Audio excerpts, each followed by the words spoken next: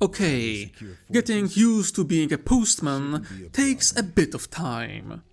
I'm still unsure if I like this job or not, or how long I will be there.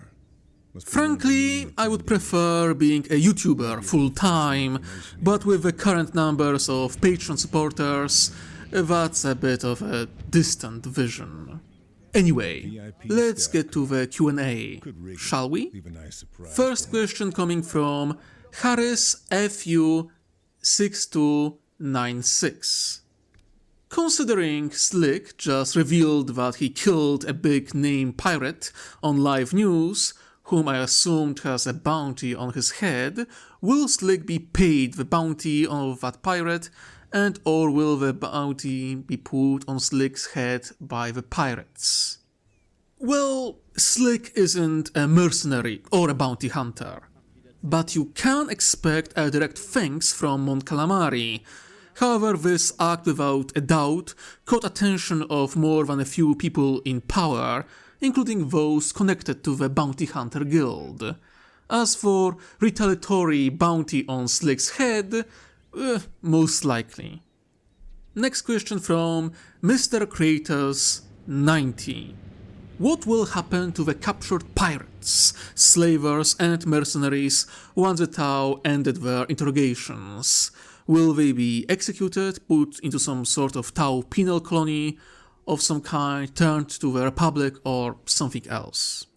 This actually is partly answered in my new side content for the main series, The 100 Eyes. In the first, not exactly short interrogation, it is said that prisoners brought beyond repair will be given to Krut as meat. But you can expect some to go through the entire re-education process for propaganda purposes, and others being given to the Republic authorities so they would answer for their crimes, for political influence. Okay, next question from commentator 4515. Q&A, will there be a meeting between Dooku and the Tau or the Corsairs? I am particularly interested in if Dooku would engage in a duel with Saren or another Eldar. Once the news about Corsairs spread through the galaxy, you can be sure that the Sith will take interest. However, as prideful and power-hungry Sidious and Tyrannus are, I think they might be taken aback by the sheer hubris and uncontrollable nature of the Eldar Corsairs. So while contact between them is basically certainty, I can't see the Sith seeing the Corsairs as reliable tool in their plans.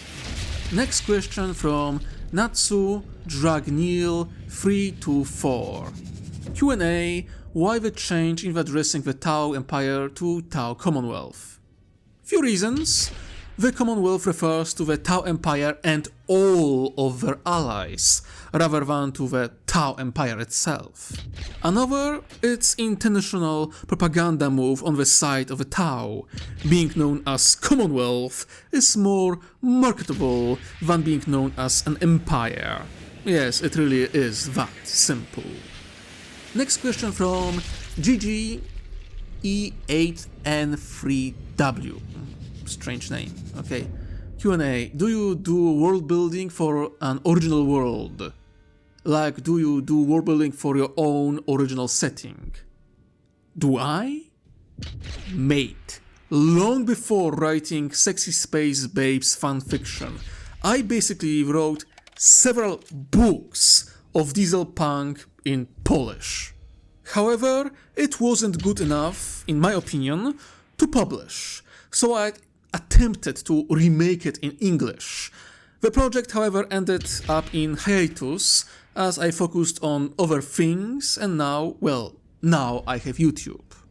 The series was to be called Fateless, and was to be following the story of Francis Adler, genetically modified child super soldier of the Anos Empire, as he discovers his own humanity and more secrets about the world. It was supposed to be a post-fantasy setting where almost all magic in the world suddenly stopped working around 500 years in the past, and only now is slowly returning to industrial, early 20th century, by our standards, world. Here are a few things I still keep around in hopes of returning to this project. Book cover by GDS Arte for the first book in the series, Deadlands. And here is the map of the world. I made all of it. I even tried to play around with tectonic plates to make it reasonable, with environments, with currents. Hell, I even worked out, more or less, the tides, because this world, Veral, has 2 moons. So yeah, I even was trying to figure out the orbits of the 2 moons that you can see actually on the book cover. The closer rocky white moon and distant metal moon that shines in all colors of a rainbow. I had a vision of this metal moon with lakes of mercury on the surface. Imagine how interesting the nights would be. Some nights, the white moon is only visible. Some nights, only the metal moon. And sometimes they both are present. So, some nights, there's reflected white light onto the world. In others, all colors of the rainbow, and in others, both. There is also a lot with the map, the islands, the names, the history. I have well over 100 pages of history, lore, multiple magic systems, the ancient past, the dragons, the gods, the titans, the ancient evils, origins of many species that exist in this world. But I will not say another word, as I plan to make a dedicated video on the subject when this channel reaches 10,000 subscribers. Okay, next question from Nikos, old friend of the channel. How up to code is Herald of Prophet with the Tau Empire in general? Like, does it still use untold amounts of slaves to haul ammunition, or has it been automated for the most part? This might surprise you, but Herald of Prophet went through significant upgrades.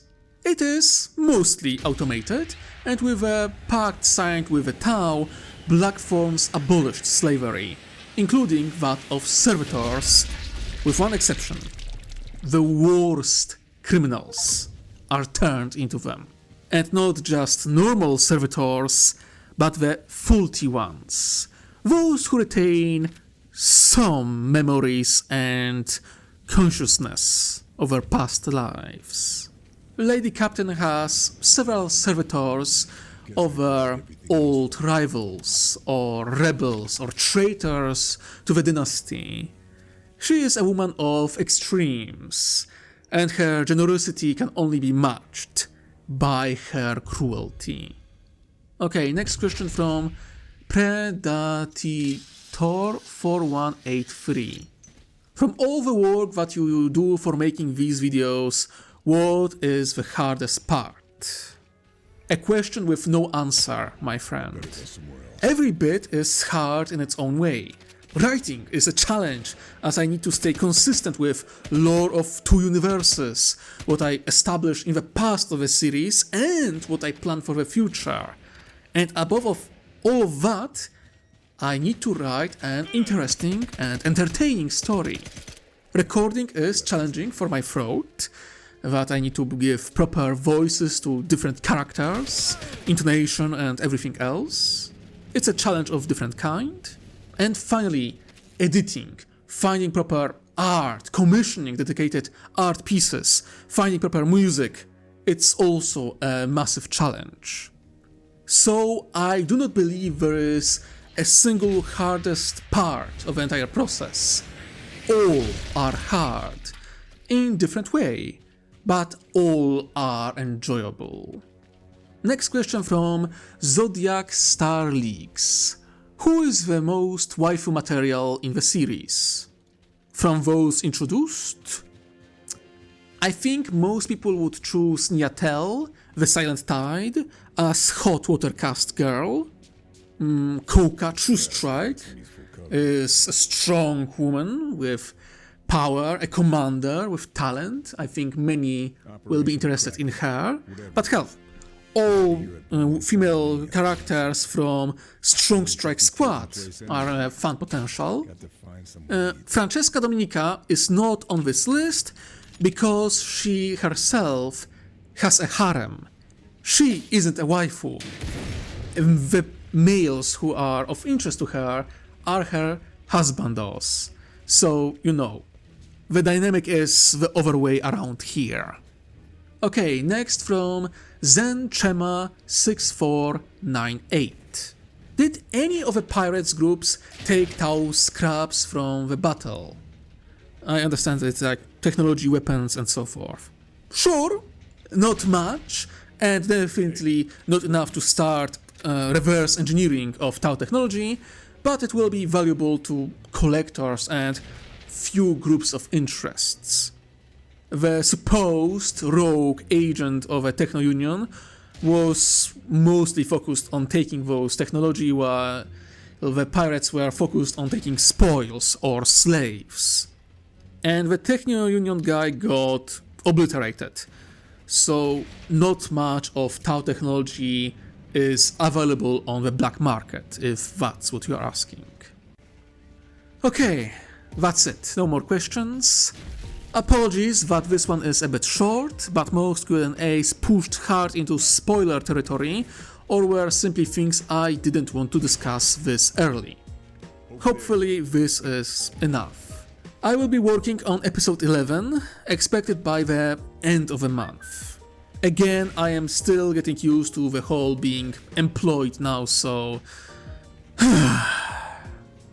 Anyway, like, comment, subscribe, ring the bell, support me through Patreon or Ko-fi, and of course, stay tuned and stay safe out there.